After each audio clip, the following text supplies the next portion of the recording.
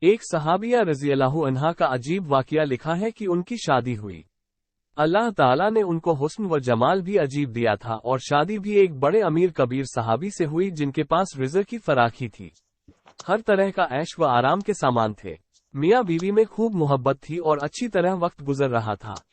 بیوی اپنے خاوند کی خدمت بھی کرتی اور انہیں خوش بھی رکھتی۔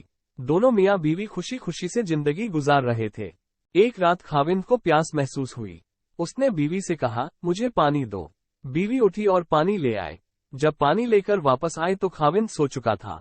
وہ پانی کا پیالہ لے کر کھڑی رہی حتیٰ کہ جب خاوند کی دوبارہ آنکھ کھلی تو دیکھا کہ بیوی پانی لے کر کھڑی ہے۔ وہ بڑے خوش ہوئے۔ انہوں نے اٹھ کر پانی پیا اور بیوی سے کہا کہ میں اتنا خوش ہوں کہ تم اتنی دیر پانی کا پیالہ لے کر میرے انتظار میں کھڑی رہیں۔ آج تم جو کہو گی میں تمہاری فرمائش پوری کروں گا۔ جب خاوند نے یہ کہا تو بیوی کہنے لگی، کیا آپ اپنی بات میں پکے ہیں کہ میں جو کہوں گی آپ پورا کریں گے؟ کہنے لگے، ہاں پورا کر کے دکھاؤں گا۔ کہنے لگی، اچھا پھر آپ مجھے طلاق دے کر فارغ کر دیجئے۔ اب جب طلاق کی بات ہوئی تو یہ صحابی بہت پریشان ہوئے کہ اتنی خوبصورت اور سیرت، اتنی وفادار اور خدمتگار بیوی کہہ رہی ہے کہ آپ مجھے طلاق دیجئے۔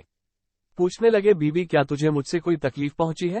کہنے لگی، بالکل نہیں۔ بیوی کیا میں نے آپ کی بے قدری کی؟ ہرگز نہیں۔ کسی امید کو توڑا ہے؟ کوئی بات آپ کی پوری نہیں کی ہو؟ نہیں، ایسی بھی کوئی بات نہیں۔ بیوی، کیا آپ مجھ سے خفا ہیں؟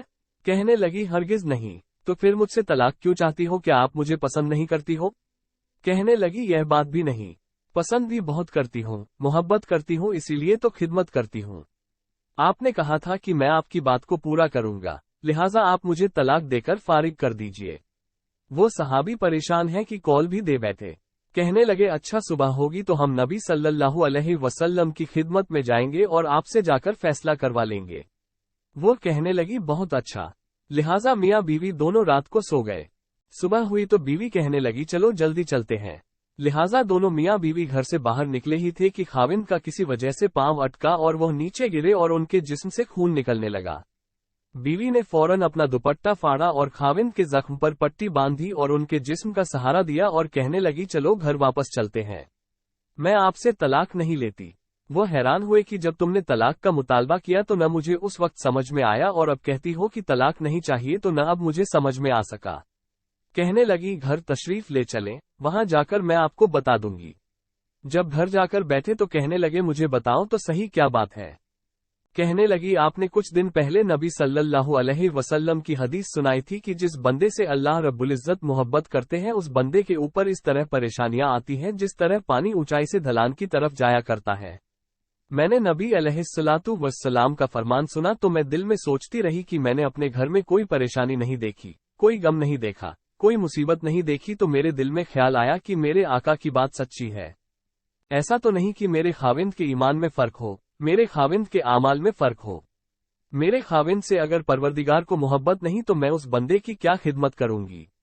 اس لیے جب آپ نے کہا کہ میں تمہاری بات پوری کروں گا تو میں نے کہا کہ میں اس بندے سے طلاق چاہتی ہوں جس سے میرے پروردگار محبت نہیں کرتے۔